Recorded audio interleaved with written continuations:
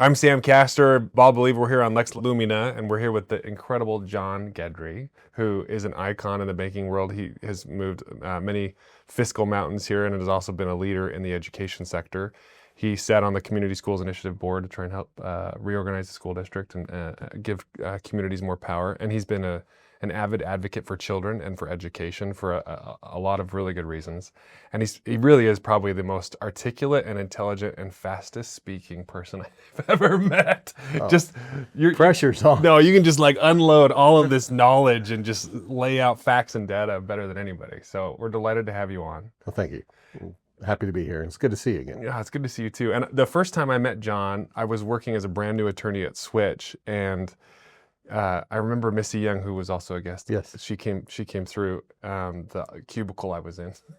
She was like, "John Guedry's coming. Look good." And I was like, "Oh, okay." Wow, she never treated me that way. No, she cared a lot about you. She really liked you a lot. So, and you're also you're a bald believer. You're in the sense that you're a very open believer in Christ and I am. doing good and having faith. Yeah. So I would love to give people a little view into who you are and what led you to your success. And before we started, you were talking a little bit about, even though you've done all these incredible things and led this bank for 20 years and have helped bring things out of bankruptcy or on the brink of destruction, you've helped them thrive.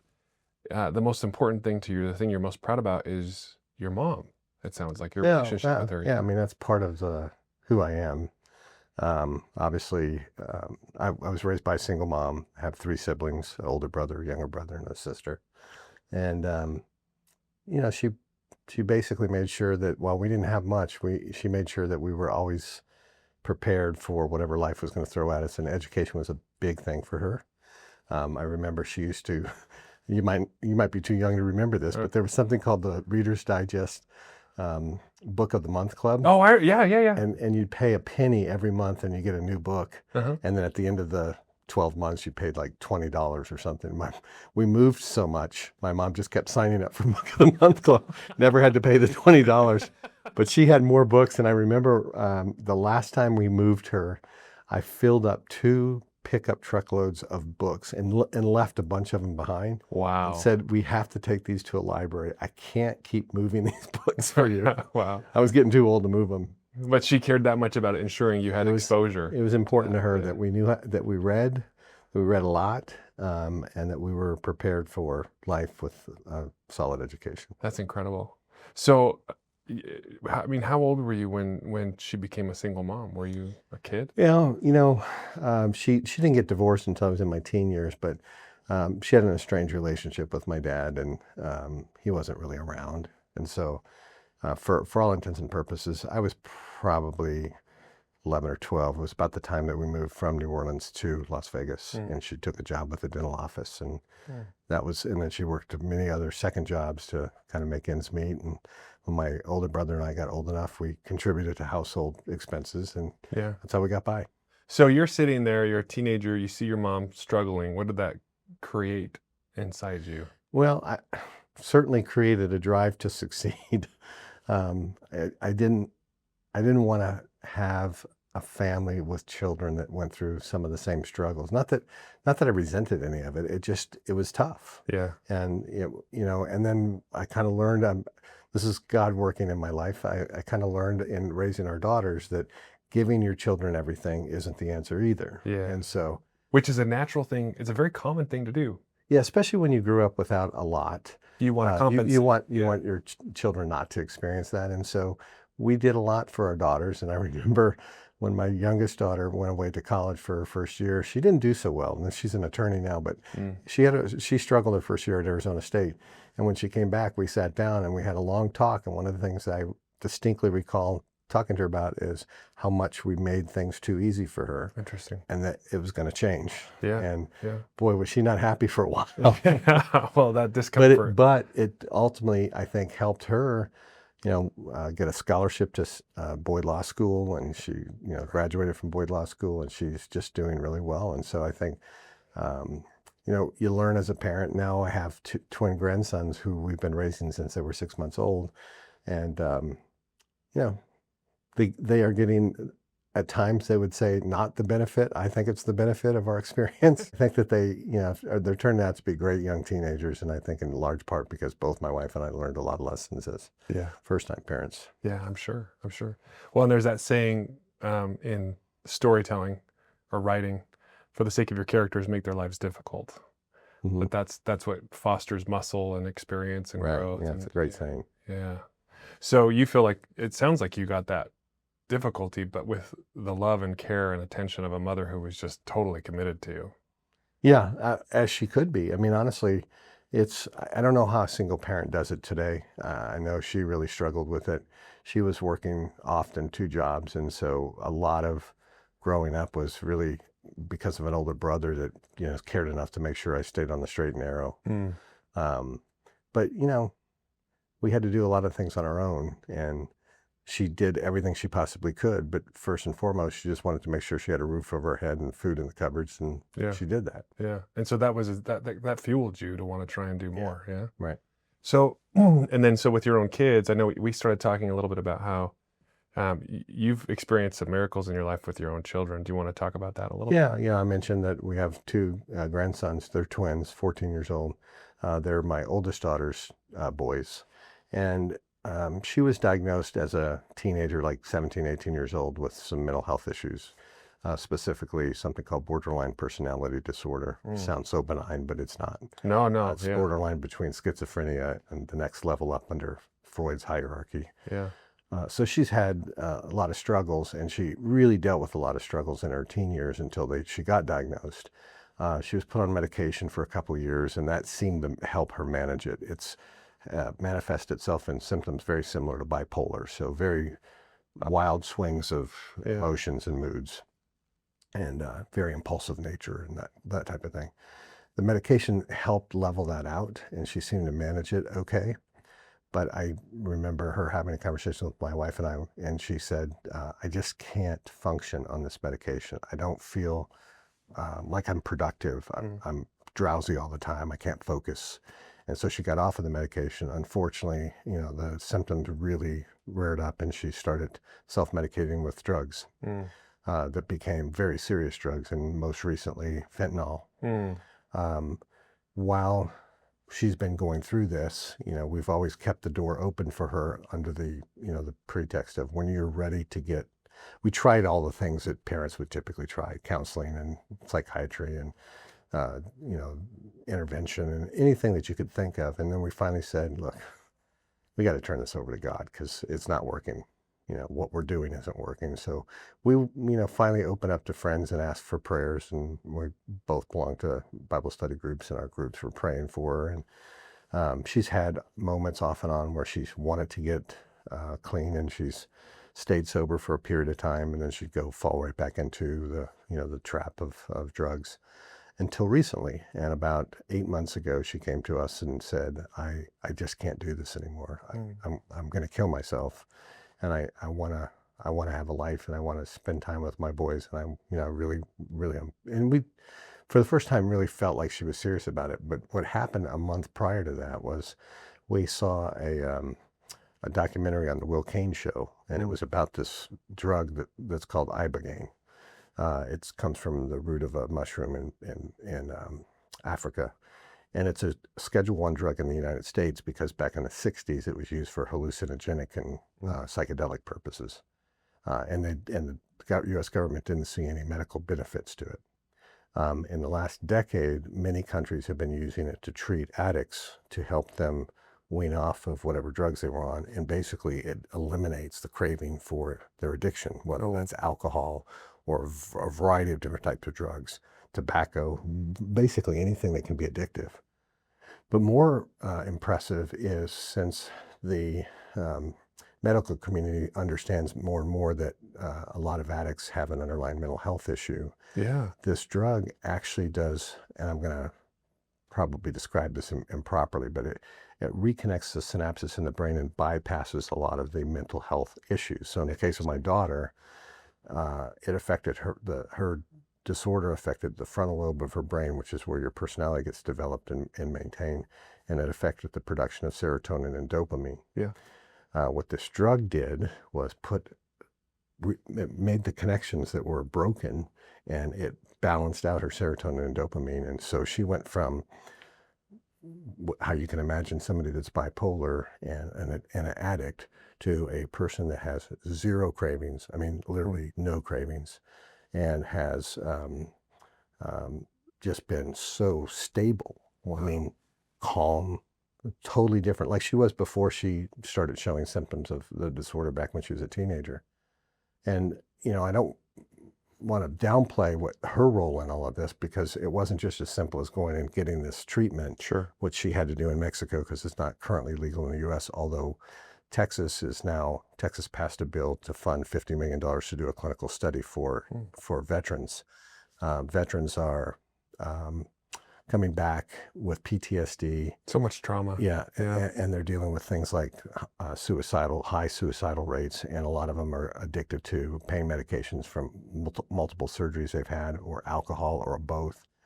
And so there's a movie called Lone Survivor. It's from a book about a Navy SEAL, Marcus Luttrell is his name. Mm-hmm. He was played by Mark Wahlberg in the movie. Okay.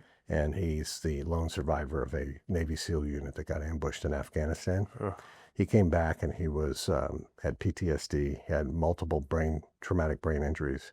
He'd had, I don't know, a dozen or so surgeries, and he became addicted to pain medications, Sure. alcohol, and when he was a teenager, he got addicted to chewing tobacco. He got one treatment of this drug, and he is now testifying in front of Congress and in front of the Texas legislature to say, after that one treatment, I have no cravings for chewing tobacco, I have no cravings for alcohol, I have no cravings for the opioids that I was addicted to from my surgery. Wow. And I have shown no depression or suicidal tendencies at all. Wow. And so he's become the spokesperson, along with a lot of other veterans now that have been going down to Mexico for this treatment. So that's all in this documentary. And so we did some research and found out Stanford Medical had done a study on it, had really high success rate, like 90+%. And they call it cure rate, which any addict will tell you, you don't ever get cured. You're always an addict. You're just recovering. Right. Yeah, because what happens is you experience something addicting, and your neural pathways form a new path. I was told it's basically like the first time you were exposed to chocolate. This is just how our brains work. A new neural pathway is connected, but then the more you expose yourself to that same input, the little footpath grows into a road, and then a superhighway, and then it craves more. All encompassing. Yeah. So anyway, that was a very long story, but it was a miracle for a variety of reasons. I'm not going to go into all the specifics, but she had multiple episodes with demonic type impact. Well, no, in one case where we actually physically heard it. Wow. And we saw it. Wow. But we saw what it was doing to her. We heard voices coming out of her that couldn't possibly be done by her while she's crying. Yeah. So it was things like that just she felt like she had to break free of it, or it was going to kill her. Yeah, that's remarkable. So she is now working full time.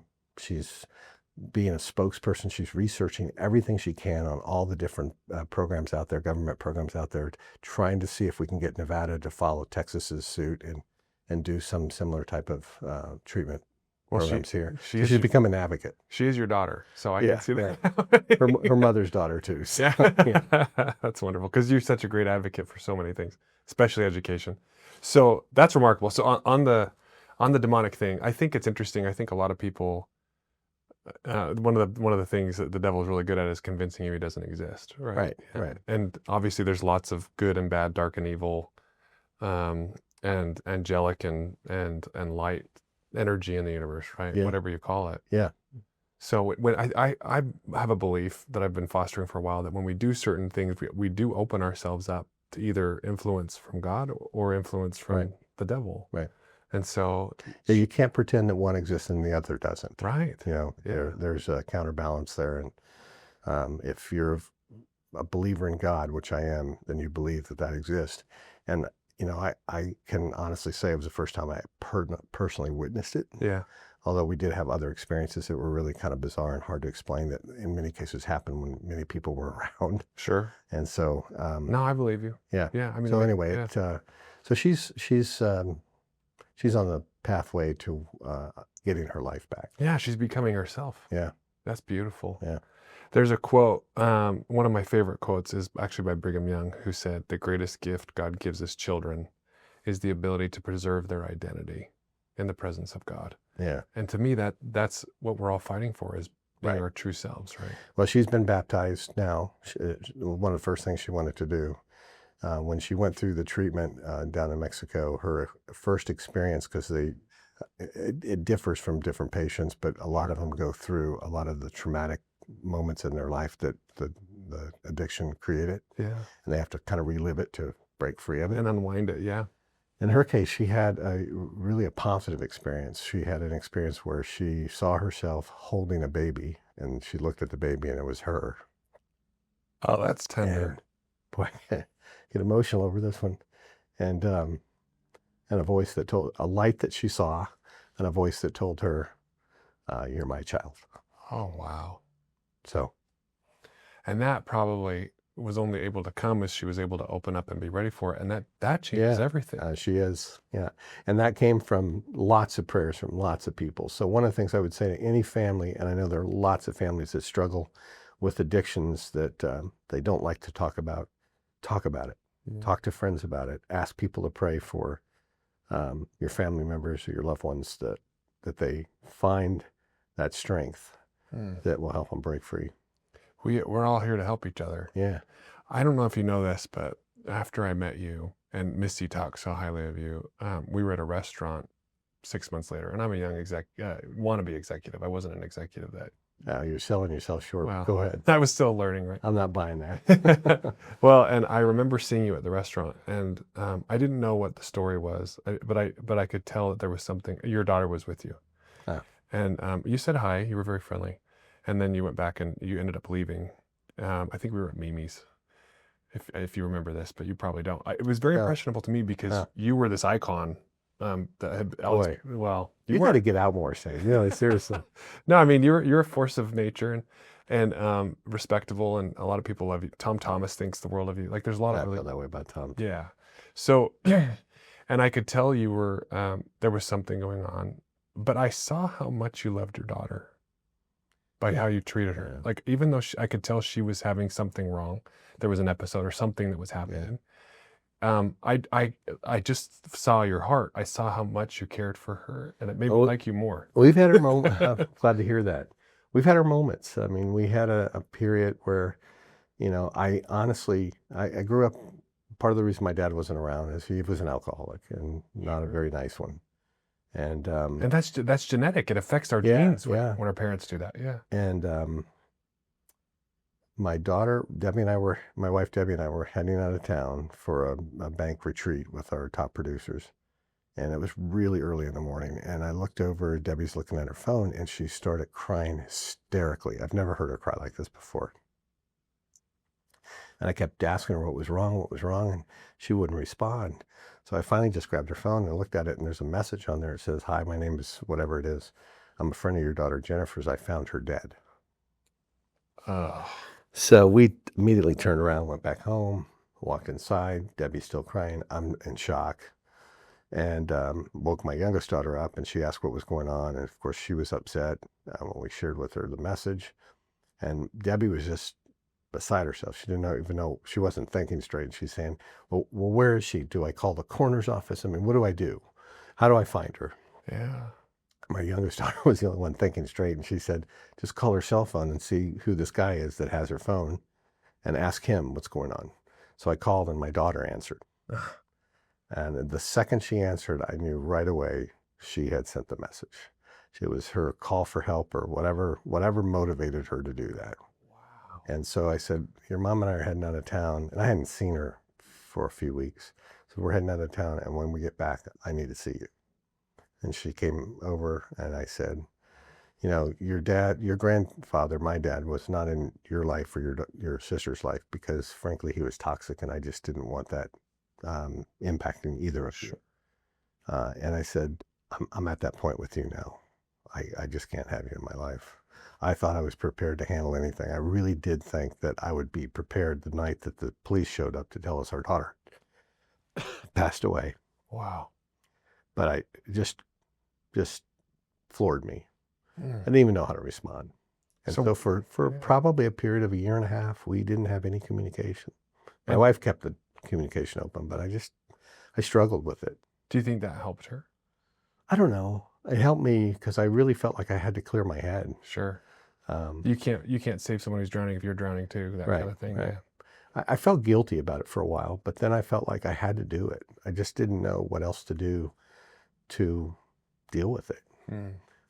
That's how far she's come. I mean, Yeah. literally, there was not a night that went by that we went to bed not wondering if this was the night we were going to get the call. That's terrifying as a parent. It is. It's It's a terrifying. horrible feeling. Yeah.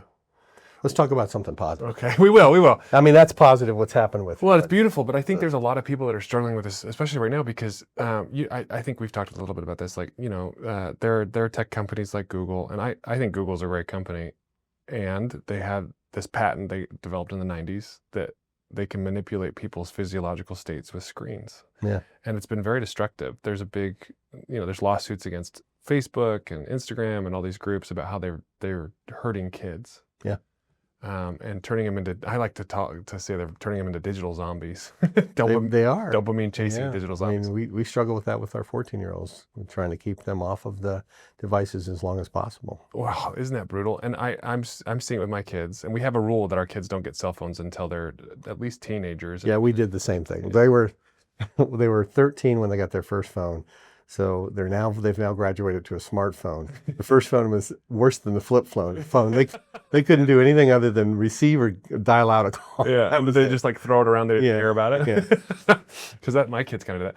But even then, I think that's still very difficult. And so it takes someone, it takes an adult in the room to say, no, I'm going to protect the vulnerable. I'm going to protect the kids who don't have that prefrontal cortex.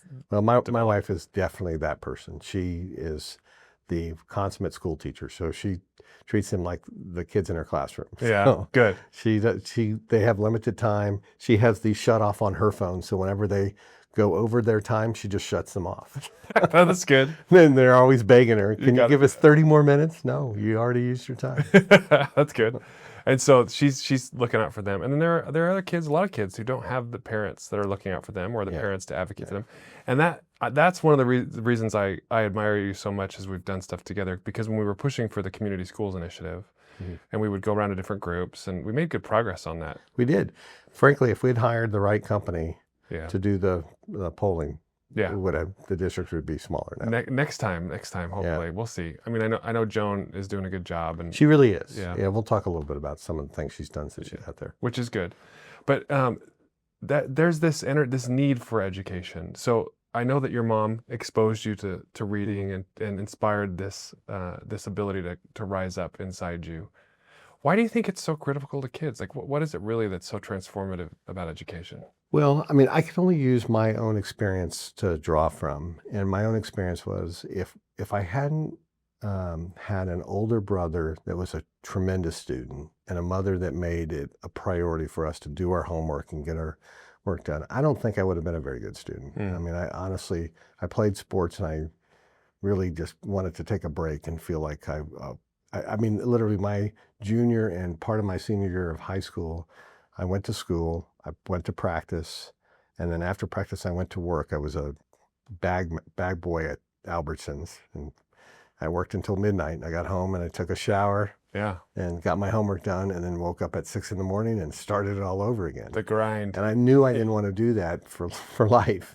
And so education made a difference for me. And coming from, I would say, below a blue collar status, socioeconomic status, it helped me understand the importance of the fact that we got to go to a brand new school, Chaparral High School, when it first opened up. I had been going to a school in Louisiana that was 150 years old. It was a public school and it was all male. And there were 5,000 students and it was a pit. I mean, it was awful. So one of the best things my mom ever did is packed us up and moved us out west. And we went up in a brand new school. And while it was not a high income student population, we didn't come from, the white collar sector of town. Sure. It was a group of kids that came from very similar backgrounds, families that just cared about them and made sure that they focus on their education. I mean, Chaparral was a great school back then when I was there. And so I came to realize as an adult that the great equalizer in life was education. That a student could come from virtually any background, and if you gave them the same opportunity or as close to the same opportunity as possible as some child that's coming from a wealthy background that gets to go to a private school and has all the resources available to them, because that kid's going to be hungry and they're going to take advantage of the opportunities you give them. Not every child's that way, but a lot of them are, and I really just feel like that's the great equalizer. Well, and it's almost as if the children that are given less, that have more difficult lives, Right. they do even want it more, and they do better. There's Right. something about this opportunity here in the United States that Yeah. difficulty inspires greatness. Well, if you remember when we were working on the potential of breaking up the Clark County School District, initially we had reached out to all of the chambers to see if we could get support, and we got pushback initially from both the Urban and Latin Chamber, their fear being, you're going to break the district up, and our district's going to be the least funded, lowest supported district, predominantly North Las Vegas region, northeast region of the valley.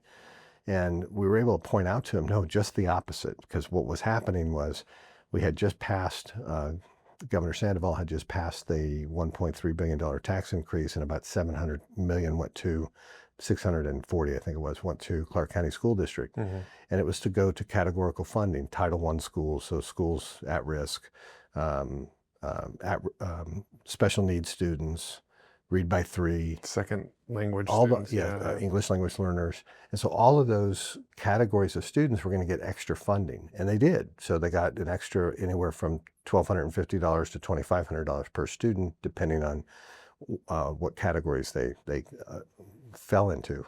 The problem with it is, the same time the district shifted the way they accounted for teacher salaries. You remember this? Mm-hmm. And so teachers were charged directly for the school. So if you had a school like in Green Valley with 20-year veteran teachers staffing most of your open positions, they were paid higher than somebody that had a school in North Las Vegas with a bunch of brand new teachers right out of college. Sure. That were making $10,000, $15,000, $20,000 a year less. So what the district did is, in their infinite wisdom, is they said, we will just charge the schools the average teacher salaries. So all of the schools that had the really experienced teachers saw their salary costs go down, and all the schools that had the least experienced teachers saw their salary costs go up. And it was just a way to shift the categorical funding from those schools that most needed it to the schools that least needed it. Isn't that crazy? But that's what they did. And so I've shared that with both the Urban and Latin Chamber leadership, and initially they didn't believe it. And then I said, here's the financials. Here are the numbers, yeah. We showed them the financials, and they went, this is crazy. It is crazy. And so I'm telling the chambers, I said, look, we all were asked by Governor Sandoval to support this tax increase. And we all agreed to it as long as it was going to go to most at-risk kids and we're going to see an impact. Well, it's not happening that way. It's not the governor's fault. It's not the legislature's fault. It's the district's fault, because they made a policy change that's affected how that money is being distributed. I don't know if that's been changed since. I really need to find out. Sure. But for several years, even after I pointed it out, they just kept doing it. Well, and that was the former superintendent. That was his whole MO. What was his name again? Jara. Jara, yeah. I had the pleasure of deposing Jara, I think. Oh, that would have been fun. when I deposed him. Almost makes me want to be an attorney. Well, yeah. I mean, this is the same guy that got in trouble for buying a Peloton, sticking it in his, on the dime of the state. But it was when I deposed him. I said, hey, have you ever been deposed before? It's a very classic question. He was like, nope, never. And I'm like, this is shocking to me that no one has ever sued over some of the games that were going down. Yeah. It was surprising.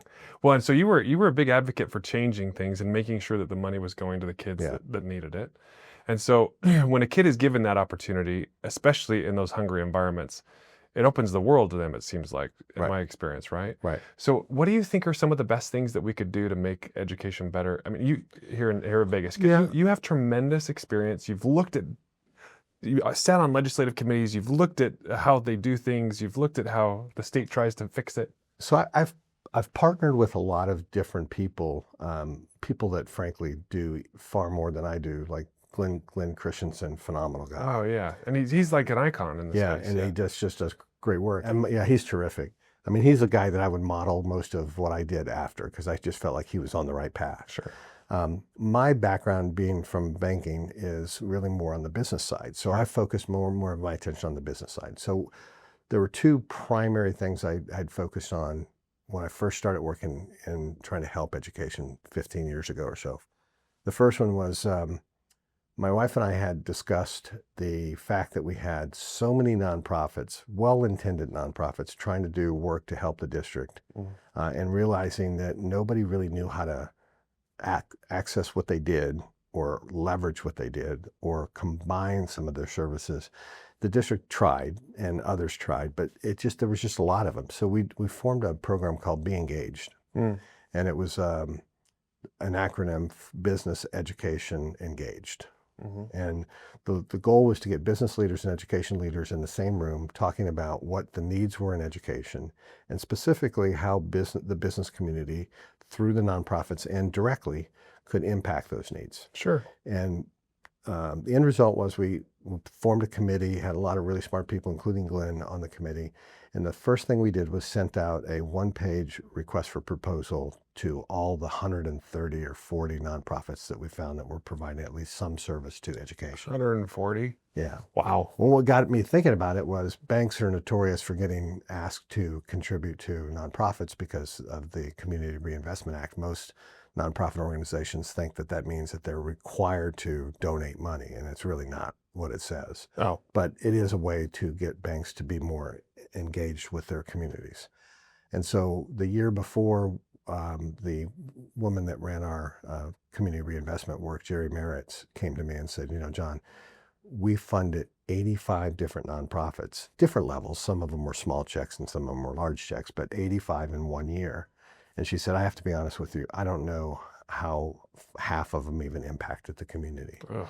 So we made a decision that we were going to start to streamline and focus our attention on where we're going to move the needle. Sure. Where should we be using these same dollars more effectively? And so this Be Engaged was born out of that. And the one-page return on investment was a way to identify what the programs they were offering were, how many students was it impacting, how much was it costing, what was the cost per student, was it being independently tested to see if the results were, You made it accountable. Yeah. You created accountability, yeah. And we got surprisingly 85 responses back. And so we started sorting through those, and we were trying to fit them into one of 4 categories of need that the then Superintendent Pat Skorkowski said was the most important things for them to get support on. And then we hosted an event at the Smith Center, and we selected what we thought was the top performer in each of those 4 categories to present on stage. But we invited the, 55 or so nonprofits that had their information included. We created a booklet, a digital booklet that broken into one of those 4 categories. Some of them were in multiple categories. And so you could, as a business leader, come in, look at your digital booklet or your printout. We gave them a printout and say, I'm really interested in programs that affect students learning STEM education. Sure. And then you'd find 8 programs that were directly tied to STEM education. And then those 8 companies had a table in the lobby, and we set it purposely that we'd end the program at 10 in the morning, have those 4 presenters, and then from 10:30, and from 10:30 to 11:30, Wow. you if you wanted free lunch, you stuck around and met with one or more of these nonprofits. Sure. And the end result was we raised multiple millions of dollars for these nonprofits. That's incredible. To be able to help. The problem was then we switched superintendents. The tone changed. We don't need you. Just send us the checks. Don't really want your advice. And so we did it one more year, and then we said, look, this is just too much work, and nobody's really wanting the support. But we did manage to narrow down a group of a handful to a dozen nonprofits that were really, really doing the work. And I think those got elevated. So I think there was a byproduct from the work, which was ultimately what our goal was to to see if we could start to get some of these nonprofits to partner up. Sure. You're doing the same thing. You've got a staff of 2, you got a staff of 3. Why don't you see if you can operate with a staff of 3 and merge them together? Yeah, link arms and do it in unity. Yeah. They weren't motivated to do that. So that was the first thing that we did. The second is the commission that you referred to. I served on was the SAGE Commission. So Yes. it's appointed by the governor. The goal is to look at the expenses of the 2 largest districts, in this case, Clark and Washoe County, and see if So much waste. see if there's anywhere where there could be better management better stewards of the taxpayer dollars. And there was one that really, really stood out. It's I don't know, probably 30 or 40 page report that we submitted that I'm sure nobody's read. But I've read it. yeah, for what it's worth. Thank you. But one of the things that stood out to me in the process was there was a program in Texas, Houston Independent School District. My brother's an attorney in Dallas, and he was hired to represent HISD to negotiate contracts to outsource the management of business services. So Sure. education's a business. Educators don't see it as a business, and so business people do. Sure. And the one area that's easy to see as a business is all the services that you need to provide to students so that they can be in school and learn. So transportation, food service, facilities, IT, security, HR, all of those things are business services. And so Houston decided to outsource their 5 largest business services, just the management. So they were getting pushback from the unions to not outsource the jobs. So they said, okay, fine, we will just hire companies to come in and manage the staff. And what they found was they were about a $1.1 billion budget. They were about a 200,000 student population at the time. In 2015, Clark County was a 300,000 student population, so 50% larger. And we were about a $1.7 billion budget. And so it appeared, at least on the surface, we were a little more efficient, which was good news. But Houston ultimately went to this model, and by year 1, they saved $15 million a year. By year 5, they were saving $75 million a year. Wow. And most of the savings was through attrition. What they found was they didn't need as many food servers. They didn't need as many bus drivers. And not because they were lazy or anything like that, but a transportation company like Greyhound has the most sophisticated software to manage routing buses. Yeah. And they get the best mileage, so they're not using as much fuel, lowest maintenance on the buses, so they're not paying as much cost for tire replacement and all those other things, and fewer drivers because they've got a routing software that they spent millions of dollars on, something the district will never own. Right. So why put your employees at a disadvantage when they can have state-of-the-art technology and training and become more efficient and effective with taxpayer dollars? Right. So we looked at it and said, this is kind of a no-brainer. I mean, the unions shouldn't be fighting it because nobody's losing their job. They didn't fire people. They just didn't replace people. So the only people that are going to really struggle with this, to be honest, is the legislators, because they're counting on those union members to vote for them. Sure. And if there's fewer of them, that's fewer votes. So Sure. of course, we got pushback from the legislature. But, at the bottom line was it's the district's responsibility to manage their budget. It's not the legislature. It's the legislature's responsibility to give them a budget. Yeah. The district's responsibility to manage that budget. And so I have now spoken to 5 superintendents. Joan Ebert is now the 5th, and she's the first one that's actually taken it to the point where she's saying, let's do a review of this. So I have Jeremy Aguero actually doing an assessment to look at the Houston model, and we would plug it in one area. I'm not sure exactly, and I don't want to disclose the area, but there's one area in the district that is very inefficient. And that area potentially could result in a significant amount of savings if they look to outsource that. Well, they need to save money, that's for sure. But more importantly, so not only was there savings, but what Houston found is they did a really detailed assessment every quarter on how they were performing. And they assigned the same letter grades that the students got, A through F. Okay. So the district ran the model the last year before they switched over to the 5 private sector companies. Their overall grade was a D-.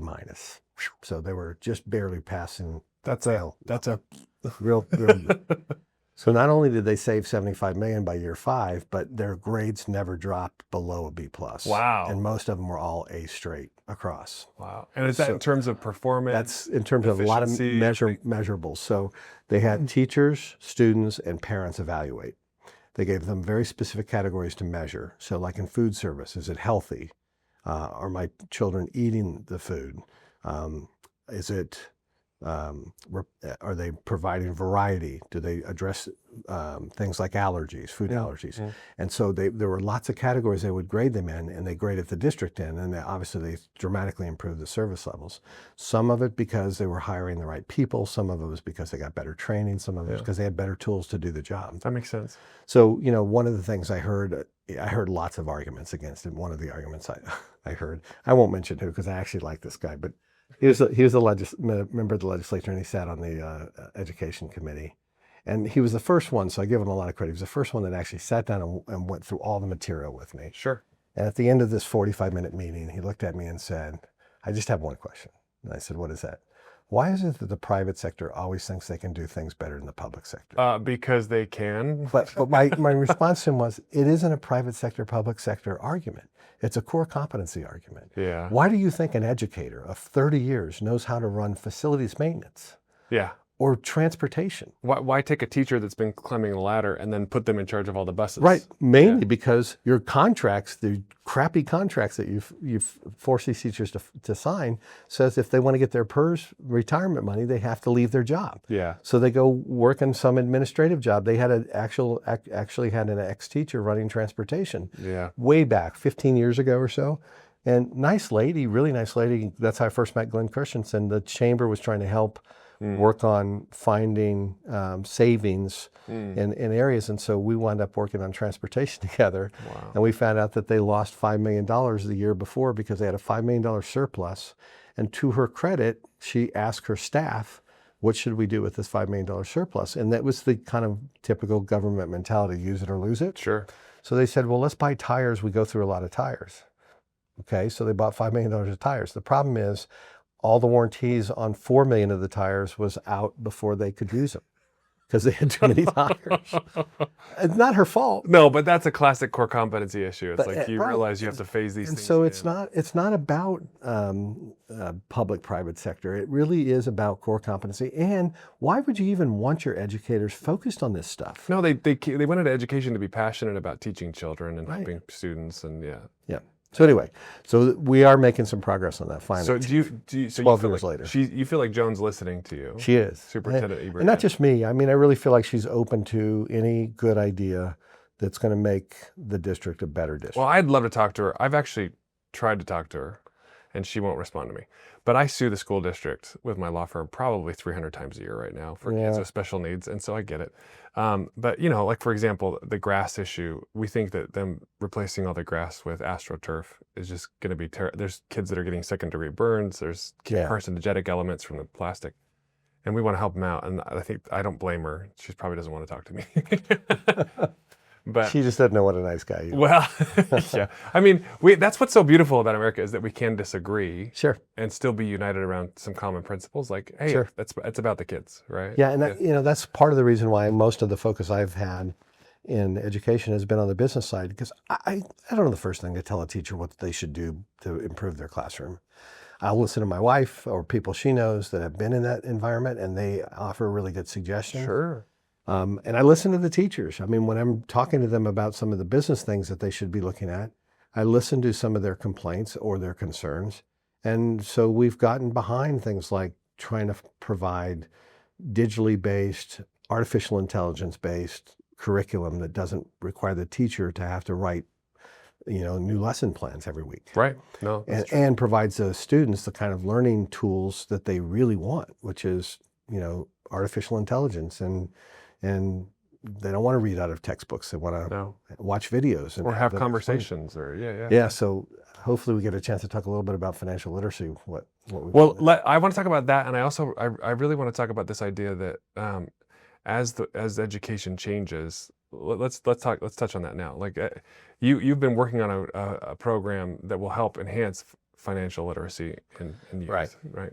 So let's talk about that. Like, so it's a critical component. A lot of 5 years ago, two of my colleagues from Bank of Nevada, Jerry Merritt, who I mentioned earlier, and Chris Gaynor, if you've ever met Chris. Terrific ladies. Chris got involved with a nonprofit called Green Our Planet. Yeah. Amazing nonprofit. They're actually a client of ours. Yeah. So okay, Lex so you helped them. know, you know them Yeah. well. Anyway, they started the garden programs, and then the garden programs morphed into STEM education. So they developed a digitally based, web-based, with safety bumper guards program for STEM education using gardens and hydroponics. And when I first heard about it, I thought, it sounds a little like, you know, I'd have to see it. Yeah. and I did, and I was really impressed with it. You know, things that we had learned in school when we were growing up, like the life cycle of plants, you read about it in a book. Sure. They get to experience it firsthand. That's cool. And not only get to experience it, but they're hands-on with it. So they learn how to remove seeds from different types of plants and replant the seeds. And we got involved from a business standpoint because they wanted to do farmers markets. And we felt like if they're going to use, one of the things I loved about the program is every grade level has a responsibility. So kindergartners have to keep weeds out of the gardens. Third graders have to find the good bugs and the bad bugs and remove the good bugs. Okay. Fifth graders run the farmers markets. And so we recruited, between Jerry, myself, and a bunch of other people, we recruited several hundred bankers that would every month go out to a school that was going to participate in the farmers market and sit in a fifth grade classroom and teach the fifth graders how to run a micro business. Oh, that's super cool. So they'd learn everything from marketing to, you know, business planning to budgeting and capital budgets versus operating budgets. And it was pretty impressive how much detail these fifth graders were absorbing. Sure.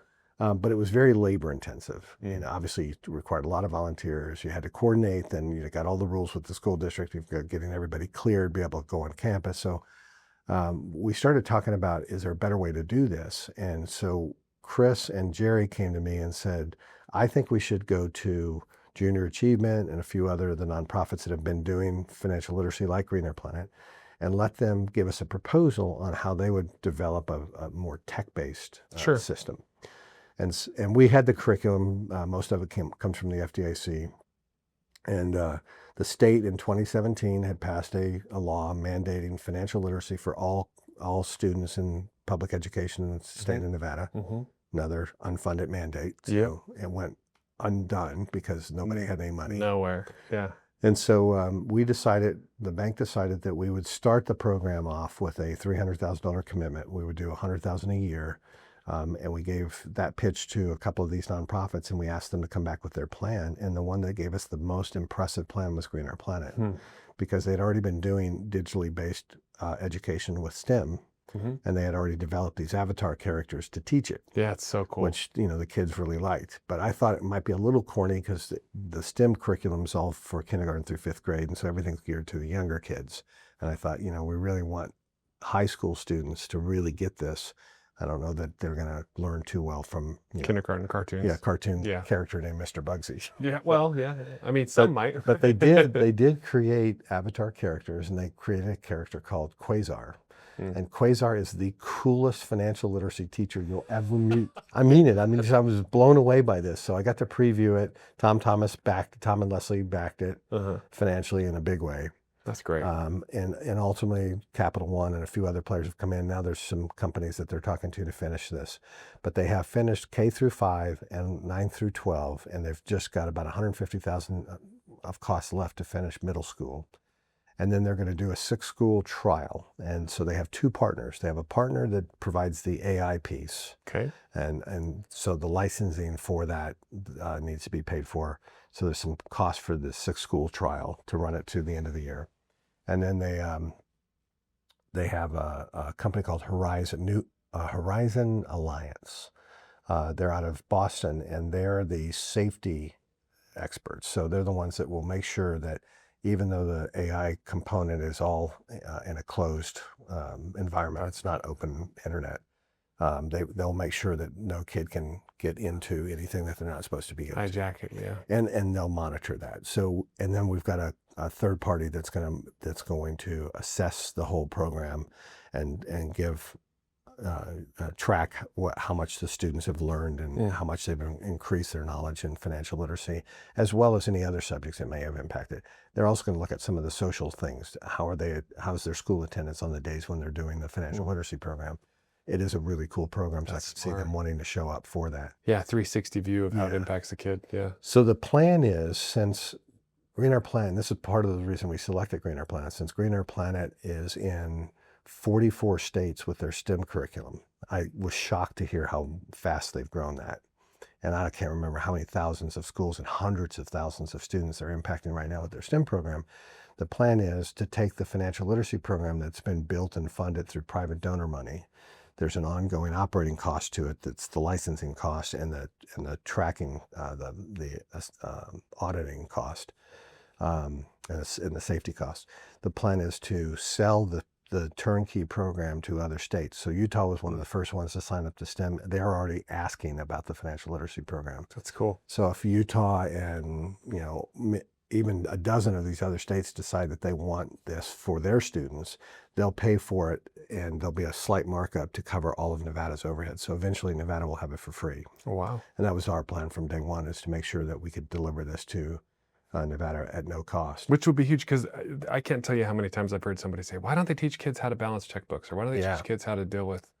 Well, and you'll love it. I'm going to make sure you get an invite to the next preview, because you need to see this. Yeah, I'd love to see it. There's the character Quasar. So when we got to see it, they told us, ask whatever questions you wanted. So being a banker, I'm asking all of these really technical questions, and it gave really good technical answers to them. But what's fascinating is we got into some of the more ethical and moral questions, and the answers were ethically and morally sound. So as an example, one of the developers asked the question, or said, "Hi Quasar, my name is Kira, and I'm a 17-year-old junior in high school, and I have a credit card that my parents gave me, and they don't know that I've run it up to the maximum. What do I do?" And so Quasar says, "Well, Kira, I assume you have a full school load, but can you work part-time?" And she responds back, "I can, but I really don't want to." And he responds back and says, "Well, you have an obligation to repay this credit, and you don't want to just pay the minimum." So he's giving good technical response. Sure. You want to pay more than the minimum, otherwise you're going to be paying just interest, and you're going to be paying for this for a long time.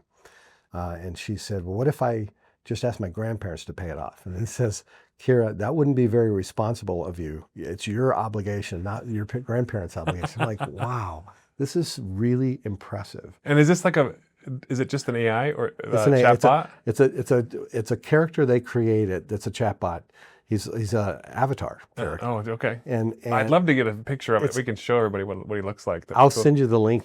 You can actually watch him on the link. Okay. So I mean, when we went to the presentation the other day, that they were presenting to about 30 potential donors, he introduces himself, and he's from this, whatever his planet is, and how he wound up there. He tells a little bit about his background.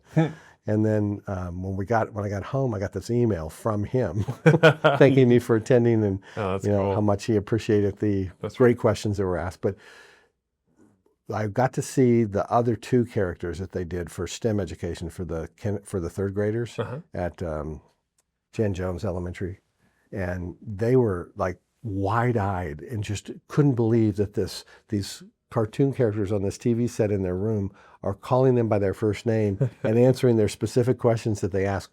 So when you get to the financial literacy and you're in these really detailed discussions, it's really impressive. I mean, it's better teaching style. It really is. And what I love about it is it's a turnkey program. So the students might be doing something on, compounding interest. Yeah. So they go to the video, and the video is him explaining how compounding interest works, how to calculate it, what's the importance of it, all that stuff. Yeah, yeah. And then the teacher can then switch it over to the chatbot version, and the students can start asking questions. So instead of the teacher having to be knowledgeable about this, it's all pre-done. That's really cool. All the teacher has to do is just turn it on and let the kids. Well, that really is the future. I think classrooms where there's an individual teacher plus AI, so subject matter AI. I agree with that. Yeah. So that's where Joan has shown me that she's really open to new ideas, because she's been she's gotten her whole team engaged in this. She's been very supportive of it. Ask a lot of really good questions. They do a very thorough vetting. So I've been really impressed that, we didn't have to, honestly, if it were Superintendent Jara still there, I'd probably say, let's not even waste our time or the money, because they're just not going to ever roll it out. Well, and it's rare to find somebody.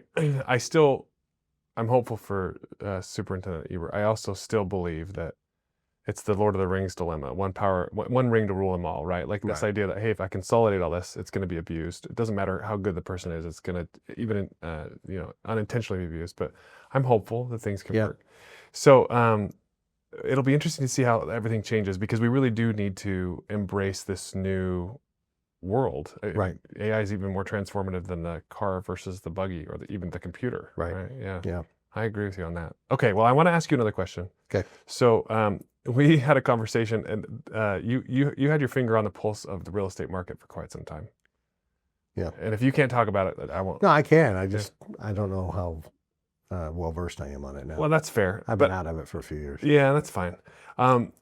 It's interesting though, because I believe that there's one lie that leads to all liability, all misery, all problem in the world. And it's this idea that you can just treat somebody like a thing, like a dollar sign or a number or an object, which is what the school district struggles with. Right. It's too big. You just anonymize people. I think it's also what's been happening with the industry. What do you think about President Trump's declaration that he's going to try and get rid of all of these large investment groups that are holding things? Because you told me once that there are these guys that basically, you were worried they were colluding on keeping housing prices high here in Nevada. Well, certainly if you buy up the inventory, it's going to make prices go up because there's not enough supply for the demand. Yeah, supply demand. And obviously we're growing, and so as the community has grown, if the supply is down, then demand is up and prices rise with it. Sure. I think it's a slippery slope. Frankly, I worry a little bit. What Trump said and what he wants to do, Yeah, I mean, I'm not saying he's wrong, and I think that there needs to be certain categories of buyers that you need to look for, like foreign buyers need to be scrutinized. And I agree. They need to understand what's the motivation behind the foreign dollars. I'm not saying they shouldn't encourage it, but it should be limited and very closely monitored. Yeah. Not pointing any specifics out, but there's obviously one country that's been very actively buying up land, property, and now housing in this market. And they don't let anyone else buy land in their country. Yeah. Right. And so we need to, like he did with tariffs, we need to level the playing field and say, okay, you want to come in here, then we want to be able to do the same, which they're going to clearly say no to, in which case you just say, okay, well then, sorry, but, we want to play on the same set of rules. Yeah. So I'm okay with that. Where I start to worry is when you start to pick and choose who can and can't buy property. I'm sure home builders are very happy that you've got corporations and entities out there buying, and countries out there buying up large numbers of houses because they've got a ready-made market for it. Right. By the same token, it's hurting them in that they can't afford now to build product that the general population wants to buy. No, it's true. The median income here can't support the median home price. No. When I graduated from college, the rule of thumb was you bought a home that was about 3.5 times, that's a long time ago, but about 3.5 times what your annual salary was, gross salary. We're 3.5? 3.5, yeah. We're probably north of 7 times median income versus median home price. I mean, the last time I looked, I think median home price was pushing $500,000. Well, and we're even higher than I think higher than California right now. Yeah. Now, part of what made that number go up was lower interest rates. Obviously, when I got out of college, the interest rates were in the teens. Prime was. Isn't that crazy? And was that under Carter that all that stuff happened? Yeah. He jacked the interest rates up. Yeah. Well, but at the end of the day, you couldn't buy as much house when you're paying 13, 14% interest on your mortgage. No, that's outrageous. Then obviously when interest rates came down to 2 or 3%, you could buy much more house. So that rule is always applicable. You have to kind of factor that in. But when rates started to go back up into the 6, 7% range, I would say the rule here should be no more than 4.5 to 5 times. And we're probably, as I said, 7.5 to 8 times median household income. Sure. And that just puts people out of the market. And so that now they have to rent, and now you get a shortage of rental units because those are, not being built. Yeah, because people can't find it, and there's more incentive to build the bigger homes, or there's not even money to buy the smaller Right. homes. Yeah. Right. So this is also true for what's happening with the auto loan bubbles that are happening right now, right? Where you Yeah. got auto.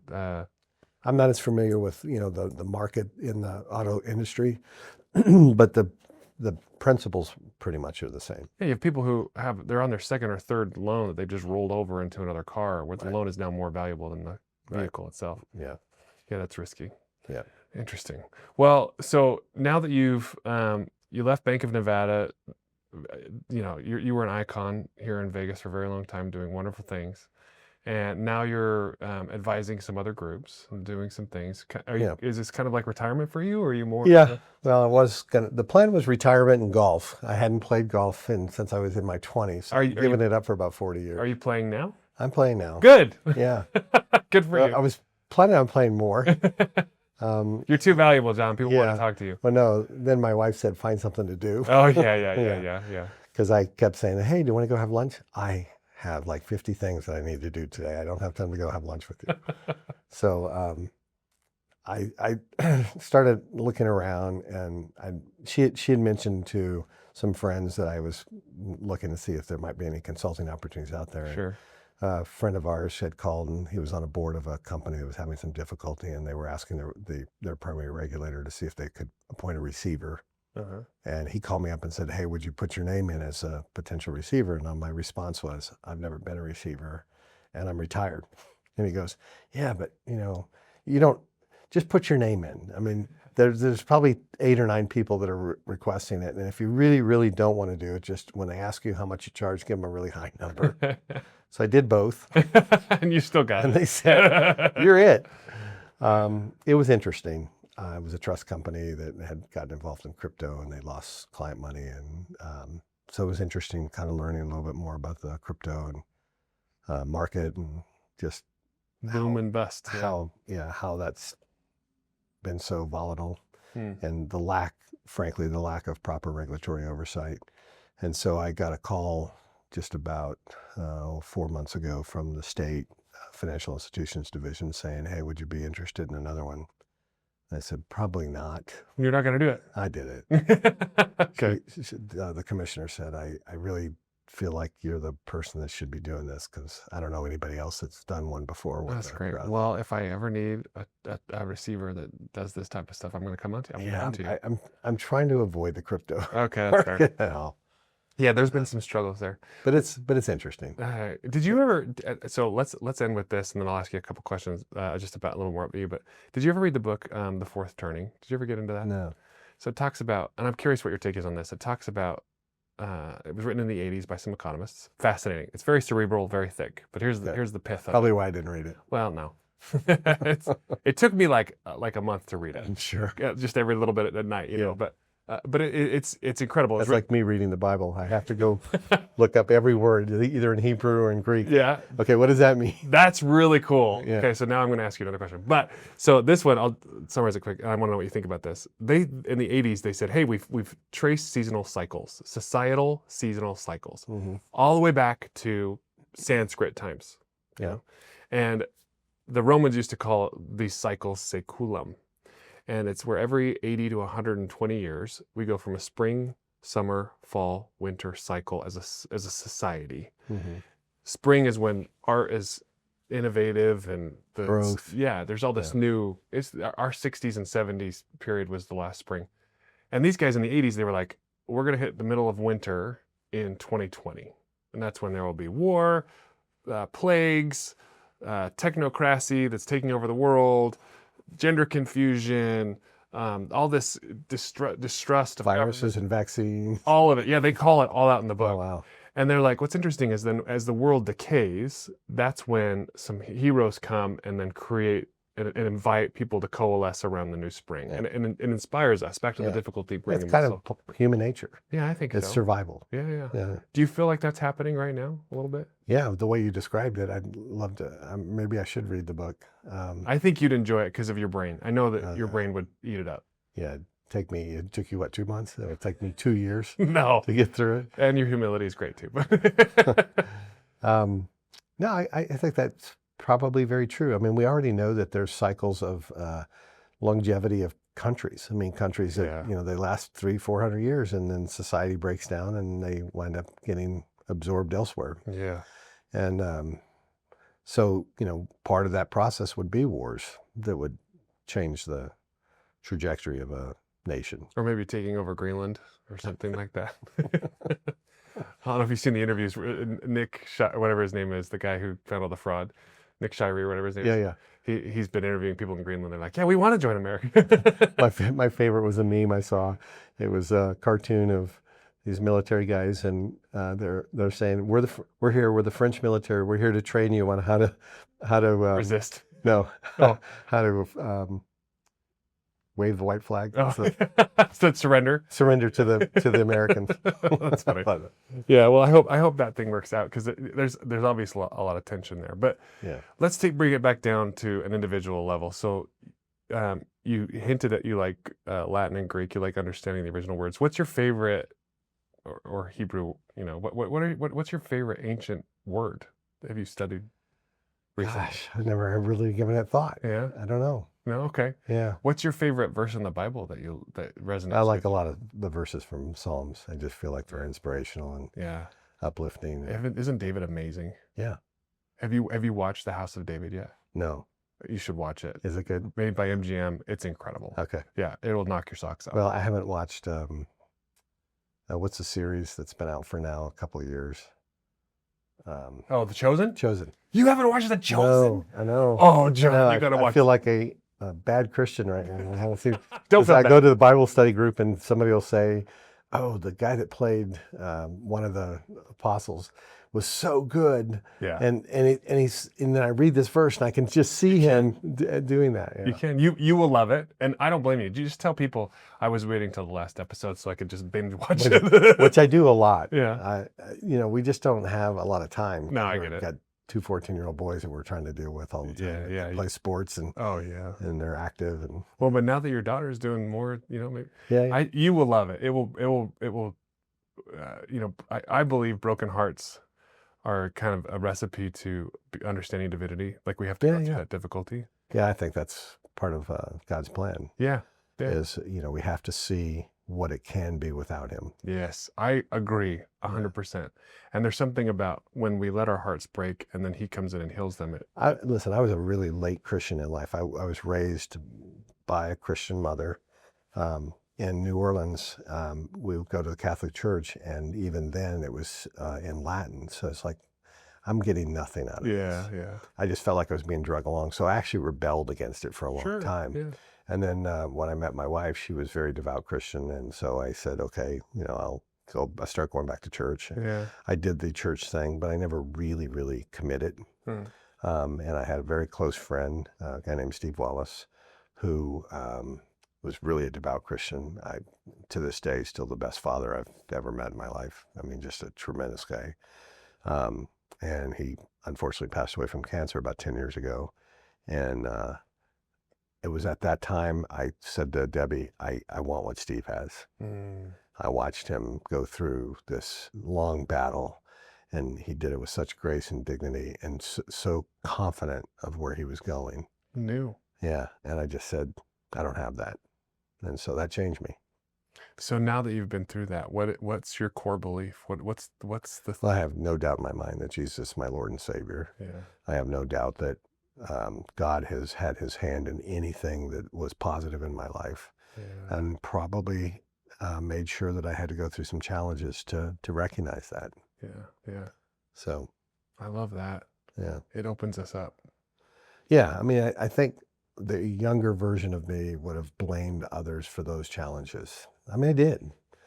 I would get frustrated with my mom thinking, why don't you do more? It's like, what more can you do? She's juggling. Yeah. Because I was What does it I was exhausted. I was a tired teenager. It kept me out of trouble Yeah. because I honestly just had no time to do anything. Yeah. And I resented her for it. I resented my environment for it. Yeah, but look who it made you become. Well, yeah, it was a long molding process. That's fair. Okay, so one of the things that I love talking about on this show, Lex Lumina means law and light in Latin. my version of Latin. I speak Romanian, so it's a little twisted a little Okay. bit. But and I believe that when we treat people like people, it creates light. Yeah. And there are things that we can do that create Yeah. light. What's one of the things that you do that creates light or that you enjoy seeing happen? I think this time I spend on education, knowing that that's going to have a positive impact on children I don't even know. Mm. And that's, I think, part of my driving motivation is just feeling like I've always felt, even when I wasn't the devout Christian I am now, I always felt that you needed to leave a place better than you found it. Mm. And so that's been my approach in work. It's been my approach in my family. It's been my approach in life. It's just in the community. What can I do that will leave things better than how it was when I found it? Yeah, that's very divine. And it hasn't failed me. I love that. I love that. Well, I know that you've done that. But it's interesting. I believe we as humans, Christ himself told us that we are light. Right. And we're supposed to hold high that light and point people to God. And there are certain things that we can do that generate more light. And so you've done that. I believe you've been a human lightsaber. Well, And you've chased the darkness away in many appreciate your circumstances. kind No, thoughts. it's true. They're not just thoughts. This is definitely part of who you are. So we'll give you more of these, but this is one that that's you can give to your wife. very if you want. cool. I like it. And we're so grateful that you came and we're on the Well, I show. appreciate you inviting me. If nothing else, I just love getting caught up with you. It's Yeah. been too long. Well, you're a mountain mover, and I aspire to be one with you. So No, you are. And you have been. Both you and your wife. I mean, I married up. yeah, well, that's the true testament of a man. Can you convince somebody way out of your league to go along with to you. stick with you? Yeah, I agree with you. So on that. we both got lucky there. I agree with you on that. Thanks for being you, John. Yeah, same here. I'm glad you were here.